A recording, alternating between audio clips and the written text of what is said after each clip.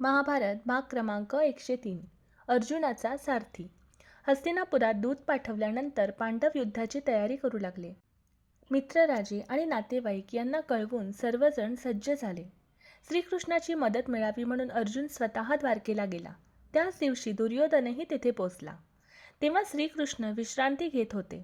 दुर्योधन कृष्णाच्या शय्येजवळ आसनस्थ झाला तर अर्जुन नम्रतेने त्यांच्या पायाशी उभा राहिला. कृष्ण जागे होताच प्रथम त्यांची नजर अर्जुनावर पडली. ते प्रसन्न होऊन हसले आणि दोघांचे स्वागत केले. कृष्ण म्हणाले, मी दोघांनाही मदत करीन. एका बाजूला माझी संपूर्ण सेना असेल तर दुसऱ्या बाजूला मी स्वतः शस्त्र न उचलता उभा राहीन.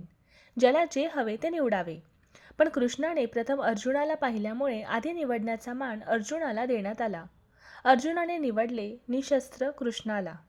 दुर्योधनाला कृष्णाची प्रचंड सेना मिळाल्याचा आनंद झाला, परंतु अर्जुनासाठी कृष्ण स्वतःच सर्वात मोठे बळ होते.